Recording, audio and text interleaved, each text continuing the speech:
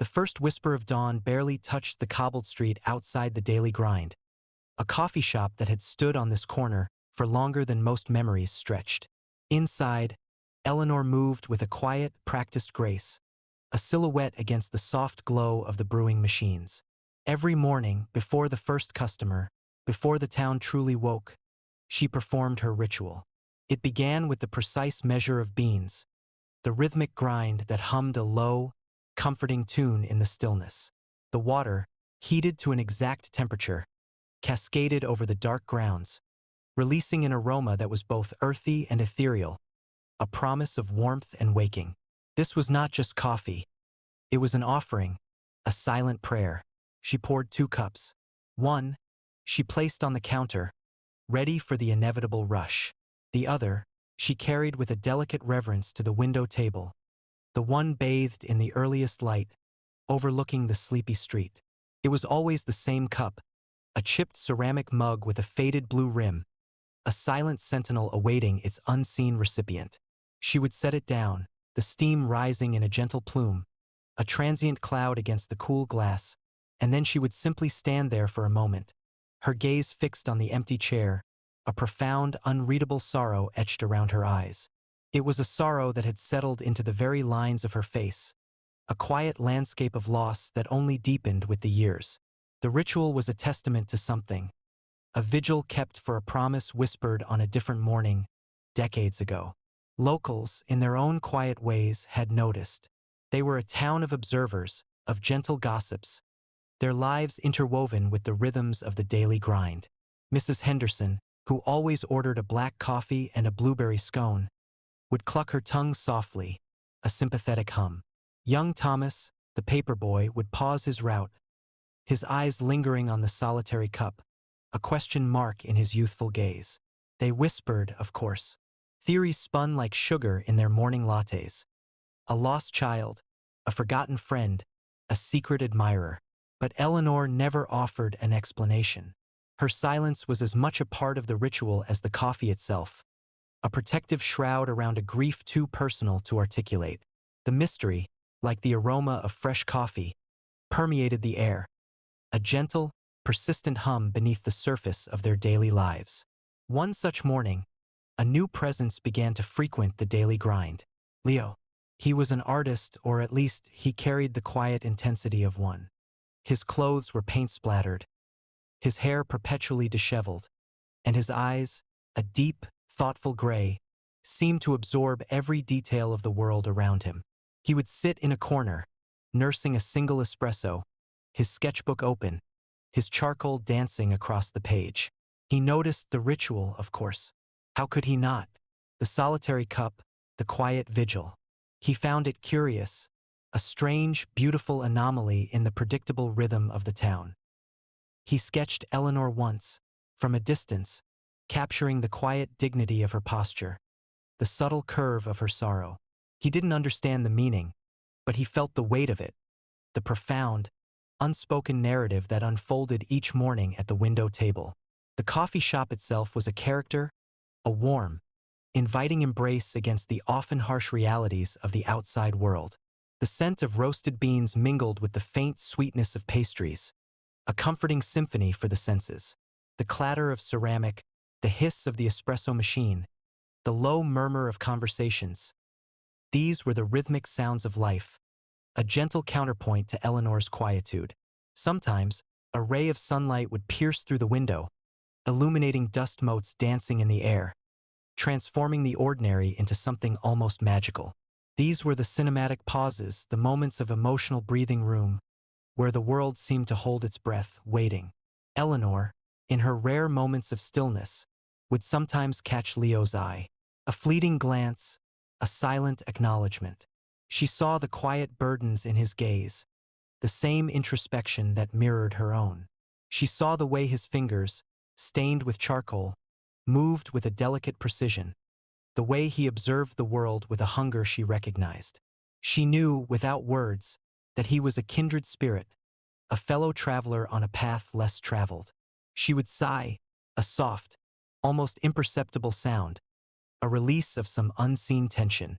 It was a sigh that spoke of lost love, of promises unkept, of a past that lingered like the scent of old parchment. She would glance at the framed photograph on the shelf behind the counter, a faded image of a young man with a hopeful smile, his eyes full of a future that never arrived. The memory was a dull ache, a constant companion. The days bled into weeks, the ritual unbroken. The extra cup, always there, always waiting. Leo continued his quiet observations, his art evolving, becoming more infused with the subtle melancholies and hidden beauties of the town. He found himself drawn to the window table, not to sit, but to simply observe the light, the way it played on the empty chair, the way it illuminated the chipped ceramic mug. He felt a strange pull towards it, an inexplicable sense of connection to the unspoken story it held. He was struggling with his own art, a piece that refused to coalesce, a canvas that remained stubbornly blank. He felt a growing frustration, a sense of being adrift, unmoored. Then came the rain. It started as a gentle patter, a soft drumbeat on the window pane, then intensified into a relentless downpour, mirroring the turmoil within Leo. He had sought refuge in the daily grind, his sketchbook clutched in his hand, his shoulders slumped. He felt a profound sense of despair, a creative block that felt insurmountable. The coffee shop, usually a sanctuary, felt oppressive, the warmth unable to penetrate the chill that had settled in his bones. He looked around, seeking a quiet corner, and his eyes fell upon the window table. It was empty, as always, the extra cup steaming gently, a beacon in the gloom. He didn't think. He simply moved, drawn by an invisible force. He sank into the chair, the one that had always remained empty, and without a second thought, his hand reached for the cup. He brought it to his lips, the warmth seeping into him, a surprising comfort. He drank, the bitter liquid a strange balm to his troubled soul. He couldn't know, that this cup was never meant for him. Or perhaps, in the grand, unfolding tapestry of time, it was meant for him all along. Eleanor, from behind the counter, watched him, her eyes wide, a flicker of something unreadable, something akin to a quiet shock, passing across her face. The rain outside intensified, a symphony of grief and release. The first act had ended, and the promise, unknowingly, had begun to stir. The warmth of the coffee spread through Leo, a surprising comfort in the chill of the rainy afternoon. It was a simple cup, yet it held a depth, a richness that transcended mere caffeine. He felt a quiet settling within him, a momentary reprieve from the storm of his own thoughts. He looked up, his eyes meeting Eleanor's across the bustling coffee shop. Her expression was unreadable, a complex tapestry of surprise, a hint of sorrow, and something else, something almost like a dawning understanding. Neither of them spoke. The moment hung in the air, thick with unspoken meaning, a fragile bridge built between two solitary souls. Leo offered a small, almost imperceptible nod of thanks, and Eleanor, after a beat, returned it with a subtle dip of her chin. It was a silent conversation, a gentle acknowledgement of a boundary crossed, a ritual unknowingly altered. From that day forward, a subtle shift occurred in their interactions. The formality that had previously existed between the coffee shop owner and her quiet patron began to dissolve, replaced by a gentle, unspoken understanding. Leo would still sit in his corner, sketching, but now, sometimes Eleanor would bring him a fresh cup, not the ritualistic one, but one made just for him, a quiet offering. Their glances lingered a little longer. Their smiles held a touch more warmth. There was a language in their shared silences, a depth of communication that bypassed words entirely. It was in the way Eleanor would pause by his table, her hand resting briefly on the back of an empty chair, a gesture of quiet presence. It was in the way Leo would leave a small, unfinished sketch on the counter, a silent gift for her to discover. Eleanor's mind, however, was a swirling vortex of memories, stirred by Leo's unwitting act. The scent of the coffee, the sight of him at that window table, transported her back, decades ago, to another rainy afternoon.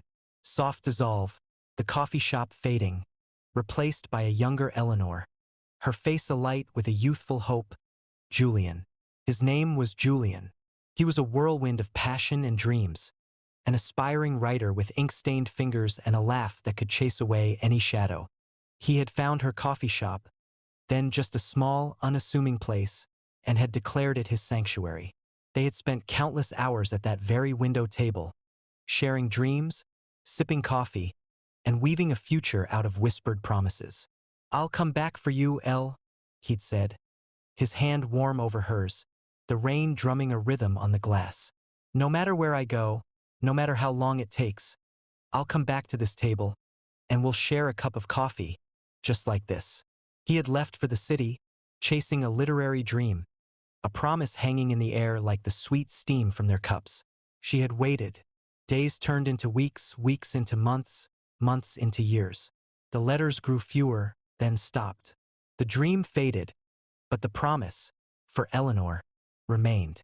The extra cup, placed at the window table each morning, was her silent testament to that promise, a beacon in the darkness of her waiting heart. The rain outside, then as now, had felt like grief, a relentless downpour mirroring the tears she refused to shed. Visual metaphor: rain equals grief. Leo, meanwhile, found himself inexplicably drawn to the window table. He didn't sit there again, not in the same way, but he would often find himself standing nearby, observing the way the light shifted, the way the rain streaked the glass. The coffee he had drunk that day had awakened something within him, a dormant wellspring of inspiration. His sketches, once dark and brooding, began to lighten, infused with a new sense of possibility. He started drawing the coffee shop, not just its physical form, but its essence: the quiet corners, the worn wooden tables, the way the light fell on Eleanor's hands as she poured coffee. He even sketched Eleanor, capturing the subtle nuances of her expressions, the quiet strength in her gaze. His art was becoming a reflection of the hope he was unknowingly finding, a gentle unfolding of his own emotional landscape. One afternoon, while sketching the intricate patterns of condensation on a cold glass, he noticed a small, tarnished silver locket tucked away on a shelf behind the counter, almost hidden by a stack of napkins. It was old, clearly cherished. He wondered about its story, about the person who wore it, about the memories it held. Eleanor, catching his gaze, instinctively reached for it, her fingers tracing the faded engraving. Lingering shot on Eleanor's hand, the locket.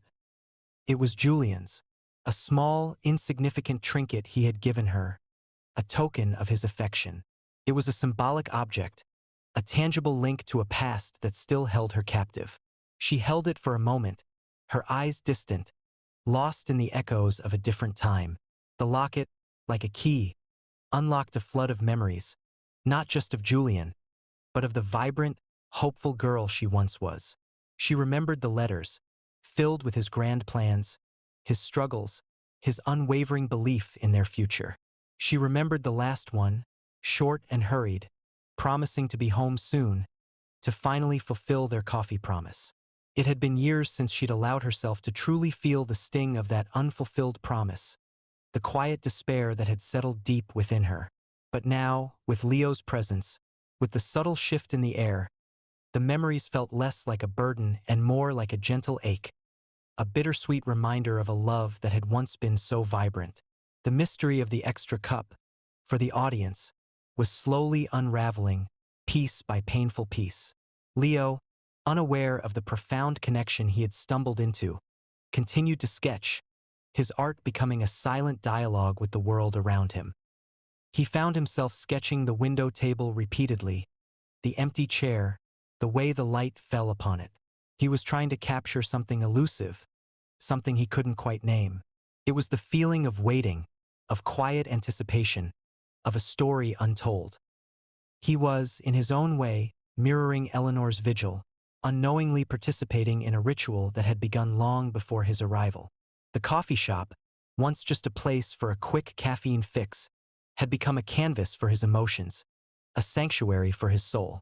The unspoken connection between them deepened, a fragile thread weaving their separate narratives into a single, poignant tapestry. The echoes of the past resonated through the present, preparing the ground for a revelation that would transcend time and expectation. The quiet suspense built, a gentle crescendo towards the heart of the story. The light in the coffee shop, once flickering with uncertainty, now held a steady, hopeful glow. Visual metaphor: light equals hope. The days continued their gentle unfolding, each one bringing Eleanor a subtle, almost imperceptible shift in her internal landscape. The locket, once a hidden sorrow, now felt like a warm stone in her palm, a tangible link to a past that was finally ready to be understood, not just endured. She found herself watching Leo more closely, not with the detached curiosity of an owner, but with a burgeoning sense of connection. His presence, his quiet absorption in his art, had inadvertently become a balm to her long-held wound. He was a stranger, yet he had, in a single unwitting act, touched the very core of her being. One quiet morning, as the first customers began to trickle in, Eleanor found herself at the window table, not placing the extra cup, but simply standing, her gaze fixed on the empty chair. The memories, once a torrent, now flowed like a gentle stream, clear and poignant. She saw Julian again, not as a faded photograph, but as he was then, vibrant, full of life, his eyes sparkling with a future they both believed in. Full, poignant flashback. The coffee shop, years younger, bathed in a golden, late afternoon light. Eleanor, a young woman, her hair dark and unbound, laughing as Julian sketches furiously in a worn notebook. He looks up, his eyes serious, his hand reaching for hers across the table. "Elle," he'd said, his voice soft, earnest. "I'm going to make it. I'm going to be a writer, and I'm going to come back for you. And when I do, I'm going to walk right into this coffee shop, and you'll have a cup of coffee waiting for me at this very table. And we'll drink it together, and we'll know that every dream we ever had, every promise we ever made, has come true." He had squeezed her hand, his gaze unwavering, a promise etched not just in words, but in the very fabric of their shared dreams. He had left, a hopeful silhouette against the setting sun, and she had waited. The extra cup, every morning, was not just a memory. It was a living prayer, a tangible manifestation of a promise that had never died in her heart. It was for him, always for him. The silence that followed his departure had been deafening, a void that no amount of bustling customers or clattering cups could ever fill. The rain on that day had felt like a final, crushing weight, a deluge of grief that threatened to drown her. Soft dissolve back to the present. Eleanor's eyes are glistening, but there is a newfound clarity in them. The rain outside has stopped. A single ray of sunlight pierces through the clouds, illuminating the window table, casting a warm glow on the empty chair. Visual metaphor: rain to sun shifts, light equals hope. Leo walked in then, his usual quiet presence. He paused, sensing the shift in the atmosphere, the subtle change in Eleanor's demeanor. He noticed the sunlight on the table, the way it seemed to highlight the empty space, making it feel less like an absence and more like a presence. He walked over, not to sit, but to simply stand beside her, a silent companion in her moment of quiet revelation. He didn't know the story, not in its entirety, but he felt the weight of it, the profound significance of the space, the light, the woman beside him. He looked at the table, then at Eleanor, a question in his eyes, a silent offering of understanding. Eleanor turned to him, a small, genuine smile gracing her lips, a smile that reached her eyes, softening the landscape of sorrow that had defined her for so long. It was a smile of peace, of acceptance, of a quiet joy that had finally found its way home. She didn't speak, but her gaze conveyed a lifetime of unspoken words, a gratitude that transcended language. Leo, in turn, felt a profound sense of connection, a feeling of being exactly where he was meant to be. He reached out, not to touch her, but to gently place his latest sketch on the table, right where the extra cup usually sat. It was a drawing of the window table, but this time it wasn't empty. It depicted a cup, steaming gently, and two hands, one older, one younger, reaching for it, almost touching. It was a subtle, powerful image of connection, of shared humanity, of a promise unknowingly fulfilled. Eleanor looked at the sketch, her eyes widening slightly, a tear finally escaping and tracing a path down her cheek. It was a tear of release, of understanding, of a burden finally lifted. Leo had captured it, the essence of her ritual, the heart of her waiting, the unexpected fulfillment.